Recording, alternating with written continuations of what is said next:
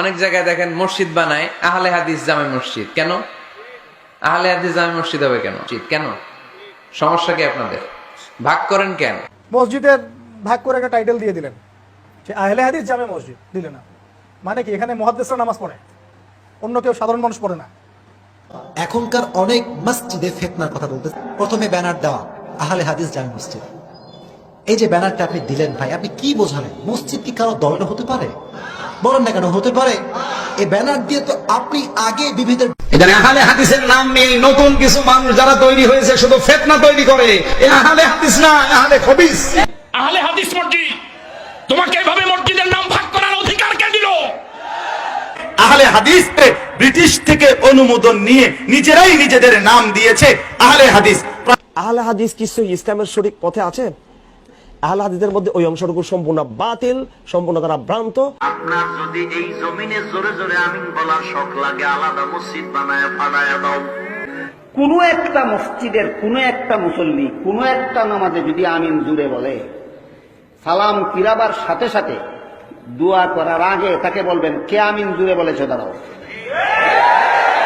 দাঁড়ালে পরে বলবেন কোন হাদিস ও পাইছস আমিন জুড়ে বলা সুন্নত, দেখাইবে তারপরে যাইবে। যদি দেখাইতে পারস না তাইলে ফিতনা ইমসিদ করিস না, তোর বাড়ি দিয়া করিস।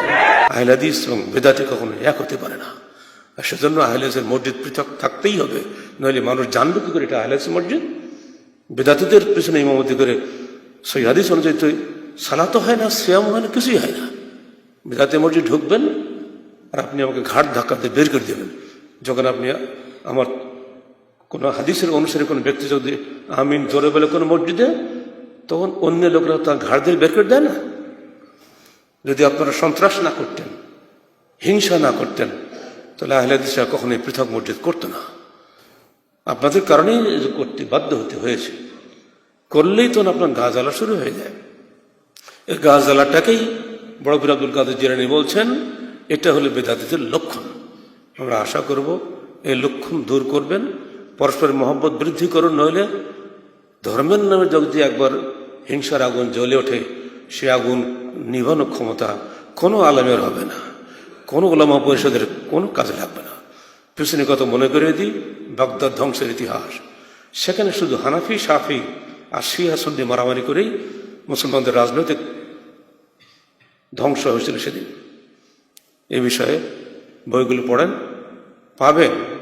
ইবনু কাসির আল বিদায়া নেহার মধ্যে বিস্তারিত আলোচনা করেছেন, সমস্ত ঐতিহাসিকটা করেছেন। মাকরিজি খোতাতের মধ্যে লিখছেন বহু জায়গায়। তারা বলছেন আলেমরা ফতোয়া দিছিল যে হানাফি আলেমরা ফতোয়া দিল শাফি হত্যা করার জন্য, যেহেতু রমজান মাস ছিল, তোমাদের সিয়ামের ফরজ এখন আদায় করতে হবে না, পরে করো, আগে শাফি মারো। কি বলবেন? পড়বেন না নাউজুবিল্লাহ? যে সমস্ত আলেমরা শাফি মারার জন্য সিয়ামের ফরজিয়াতকে বাতিল করতে পারে, বা হানাফি মারার জন্য যেসব শাফিরা এরকম ফতোয়া দিতে পারে, তারা আলেম, এটা ডাইরেক্ট শয়তানের প্রতিভূ। এটা তো আল্লাহর প্রতিভূ নয়। তার ওয়ারাসাতুল আম্বিয়া তো প্রশ্নই ওঠে না। নবী কখনো এইভাবে হিংসা করতেন না। আলেমরা হিংসার পথ ছেড়ে দেন, মহব্বতের পথে আসুন।